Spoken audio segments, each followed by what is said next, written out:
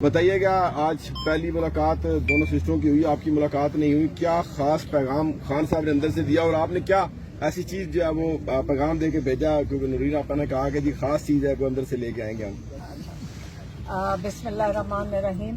پہلے تو میں یہ کہہ دوں کہ آج مائنس میں بھی تھی، نورین نیازی گئی ہیں اندر اور ڈاکٹر عظمیٰ گئی ہیں، اور وہ بھی بڑی دیر یہاں ہمیں بٹھا کے اس کے بعد پہلے تو انہوں نے کہا کسی کو اجازت نہیں، پھر ان دونوں کو ملی ہے۔ لیکن پیچھے آپ دیکھ رہے ہوں گے کہ نیازی صاحب کھڑے ہیں، علی بخاری ہیں، نیاز اللہ نیازی ہیں، ان سب کے نام تھے لائرز کی لسٹ میں آج کسی بھی، اور سلمان راجہ بھی تھے۔ ان کو کسی کو آج لائرز کا دن تھا اور ان کو آج اجازت نہیں ملی۔ تو جو ہاں اچھا، اب میری بہنوں کو جو عمران خان نے جس سے بات ان کے ساتھ جب شروع ہوئی تو پہلے تو انہوں نے کہتے ہیں کہ بڑا تکلیف کا اظہار کیا، کہتے ہیں کہ مہنگائی کا یہ عالم ہے کہ لوگوں نے جو مویشی خریدے یا جو بکرے خریدے ان میں لوگوں نے تھوڑا تھوڑا حصہ ڈال کے خریدے، کیونکہ اب ان کے پاس اتنی سکت نہیں ہے کہ وہ ایک بکرا خود خرید سکیں، اور لیکن پھر بھی لوگوں نے اپنی قربانی کے جذبے میں پھر بھی اپنی قربانیاں مل کر حصے ڈال کر پوری کی۔ تو انہوں نے کہا کہ جو مہنگائی ہے اور یہ جو بجٹ آ رہا ہے اس کے اندر دو طبقے پھر سے پس جائیں گے اور مزید پسیں گے، ایک تنخواہ دار طبقہ اور ایک کسان۔ ان دونوں کے لیے بڑا مشکل وقت آگے آ رہا ہے اور ان کو بڑا تفتیش اس کے اوپر بڑی انہوں نے کہا ہے کہ مجھے بڑی فکر ہے کہ یہ بجٹ کے اندر دوبارہ ان کے اوپر سارا بوجھ ڈال دیا جائے گا۔ اسی لیے انہوں نے کہا ہے کہ جو کے پی کا بجٹ ہے وہ جب اس کا فیصلہ پی ٹی آئی کی جو ان کا منشور ہے اور ان کی جو آئیڈیالوجی نظریہ ہے اس کے مطابق اس کا جو پیسوں کی جو بانٹ ہے یا اس کی ڈسٹریبیوشن ہے اس بجٹ میں وہ اس کے مطابق ہونی ہے، نظریے کے مطابق۔ اور انہوں نے علی امین گنڈاپور کو یہ بتا دیا ہے، کیونکہ انہوں نے کہا پی ٹی آئی جو ہے، کے پی کی حکومت جو ہے وہ پورے پاکستان کو ریپرزینٹ کر رہی ہے، پی ٹی آئی کی حکومت، اور جو وہاں پہ بجٹ آنا ہے وہ عمران خان کی مشاورت کے ساتھ لازمی ہے کہ عمران خان کی مشاورت کے ساتھ ہو، کیونکہ وہ پی ٹی آئی کا بجٹ ہے اور عمران خان اس کے سربراہ ہیں۔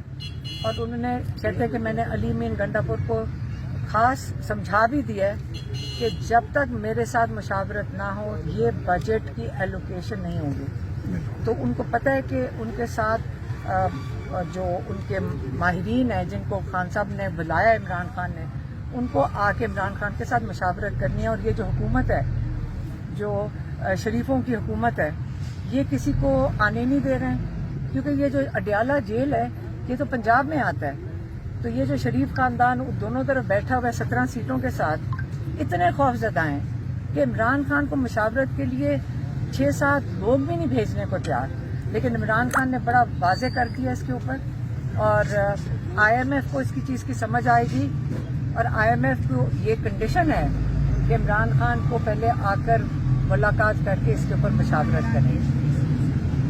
جو اگلا والا پیغام ہے اس کے اوپر عمران خان نے کہا ہے کہ میں نے بتا چکا ہوں، میں نے بھیج دیا یہ پیغام، پورے پاکستان میں تیاری ہو رہی ہے، سب تنظیموں کو کہہ دیا کہ آپ تیاری کریں، اور جو اب تحریک شروع ہوگی وہ عمران خان جلد اس کے بارے میں پیغام باہر بھیجیں گے۔ اور یہ تحریک کس چیز کے لیے؟ آئین اور قانون کی بالادستی کے لیے۔ یہ 26ویں ترمیم کے بعد آپ کو پتہ ہے کہ ایک 27ویں ترمیم کی تیاری ہو رہی ہے، تاکہ جو آپ کا جو بچا کچا قانون یا ججز کے پاس جو اختیارات ہیں وہ بھی لے لیے جائیں، اور یہ مکمل طور پہ اس کو رول آف لا کو دفن کر دیا جائے، تاکہ انصاف کا نام و نشان پاکستان میں ختم ہو جائے۔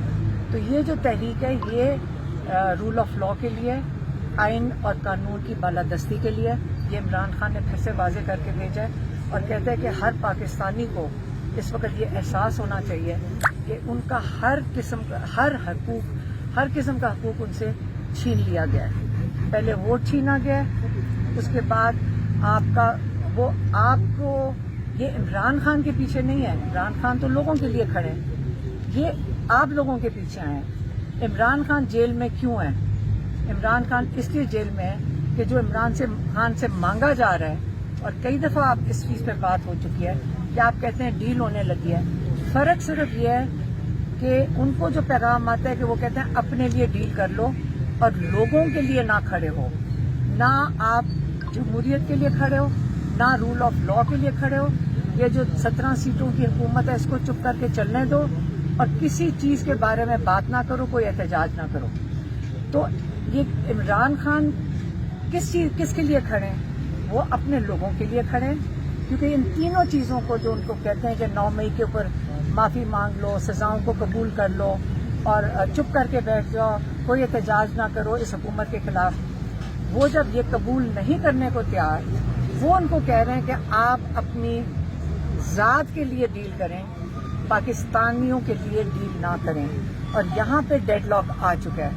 اس لیے یہ جو تحریک ہے وہ رول آف لا کے لیے, اور عمران خان نے کہا ساری تنظیمیں تیاری, ان کو انسٹرکشن چلی گئی ہیں, سب تیاری پکڑ کوئی ہیں. ڈیٹ دی انہوں نے کوئی؟ نہیں, انہوں نے کہا میں جلد پیغام بھیج دوں گا. آپ کہہ رہی تھی کہ خاص پیغام میں لے کے جا رہی ہوں, کوئی وہ کیا خاص پیغام ہے وہ ہم اس کا انتظار کر رہے ہیں میڈیا, آپ بتائیے گا ذرا کیا تھا وہ؟ خاص پیغام خاص ہوتا ہے, بالکل نہیں بتاؤں گی, وہ آپ کو سرپرائز ملے گا کچھ عرصے بعد.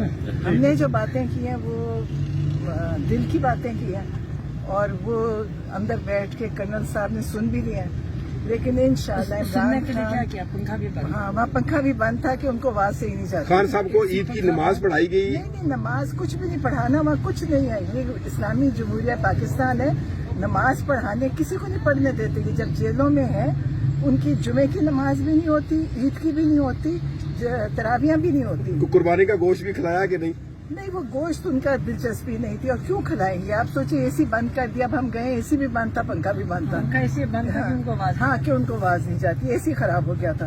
اب دیکھیے کرنل صاحب نے ساری باتیں سننی ہیں, اور عمران خان کوئی بات چھپ کے کرتے نہیں ہیں, وہ تو کھل کے کرتے ہیں بات, کیونکہ ان کی نہ ان کو کس کا ڈر ہے. وہ اللہ کے علاوہ ان سے کسی سے نہیں ڈرتے. طبیعت کی کیسی ان کی؟ الحمدللہ بالکل ٹھیک تھے, اور وہ پیغام جا چکا ہے پورے پاکستان میں.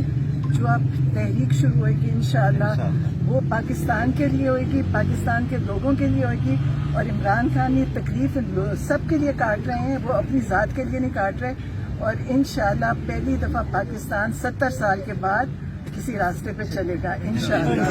بھائی صاحب آپ کی ملاقات نہیں ہوئی, کیا لگتا ہے کوئی ڈیسائیڈ تو نہیں ہوئے آپ؟ نہیں, ہم بالکل ڈیسائیڈ نہیں ہوئے, کیونکہ یہ ایک تحریک ہے آئین کی بالادستی اور قانون کی حکمرانی کی, اور یہ چلتی رہے گی. ہم اتنے تک یہ لڑیں گے جتنے تک اس ملک میں آئین کی بالادستی اور قانون کی حکمرانی قائم نہیں ہو جاتی. ایک بات میں آپ کو بتا دینا چاہتا ہوں کہ یہ ایسی حکومت ہے جس نے آئین میں بھی ایک آدمی ہے جو سسٹم کے خلاف لڑ رہا ہے, جو سسٹم بہت ہی کمزور ہے, اور انہوں نے آئین میں بھی ترامیم کی, عدلیہ کی آزادی کو چھینا, الیکشن ایکٹ میں ترمیم کر کے انہوں نے کہا کہ الیکشن کمشنر کا حجات بھی بیٹھ سکتا ہے. تو یہ عمران خان ہے جس کی وجہ سے یہ 17 سیٹوں والی حکومت ڈر کر آئین میں اور قانون میں بھی تبدیلیاں کر رہی ہے. لیکن یہ انقلاب نہیں رکنا, انشاءاللہ یہ تحریک چلے گی, اور یہ تحریک اپنے مقاصد میں بھی کامیاب ہوگی. دوسرا, خان صاحب ہمیشہ پیغام دے رہے ہیں, اور آج میں یہ بات بھی کرنا چاہتا ہوں کہ جو ہماری بار کا صدر ہے واجد گیلانی, جس نے یہ سپورٹ کیا ہے کہ 27ویں ترمیم کو میں اپریشیٹ کرتا ہوں. بھائی ابھی تک تو وہ 27ویں ترمیم آئی نہیں ہے. یہ اعظم نذیر تارڑ اور بھون جو اس سسٹم کو تباہ کرنے والے ہیں, جو اس بار کونسل میں بیٹھ کے اتنے بڑے ریگولیٹری اتھارٹی بیٹھ کے انہوں نے پورے سسٹم کو تباہ کیا ہے, اور یہ ایک گراؤنڈ بنا رہے ہیں کہ شاید وکیل بھی 26ویں ترمیم کے ساتھ ہیں. ہم بالکل ساتھ نہیں ہیں, کیونکہ یہ وہ ترمیم ہے جو آئین کی پریمبل کے اندر لکھا ہے کہ عدلیہ آزاد ہوگی. اسی وجہ سے عمران خان نے کہا تھا کہ پہلے تو ایک قاضی فیضی صاحب بیٹھا تھا, اب ہر کورٹ میں قاضی فیضی صاحب بیٹھا ہے. اور اس سے دیکھیں کہ عدلیہ کی آزادی, آج ایک سپرنٹینڈنٹ جیل 3 ججز کا آرڈر نہیں مان رہا. ہم جو سامنے آپ کے موجود کھڑے ہیں, نہ فیملی کو ملاقات کرنے دی جا رہی, نہ ہمیں ملاقات کرنے دی جا رہی ہے. اور یہ دیکھ لیں, یہ ظلم, جبر, تشدد, ہم اس کا مقابلہ کریں گے. 26ویں ترمیم کے ہم پیچھے ہیں, اور انشاءاللہ وکلاء بھی نکلیں. اس 26ویں ترمیم کو ختم کرانا اس وجہ سے ضروری ہے کہ ملک میں آئین کی بالادستی اور قانون کی حکمرانی کو دفن کیا جا رہا ہے, اور انشاءاللہ ہم یہ جنگ لڑیں گے.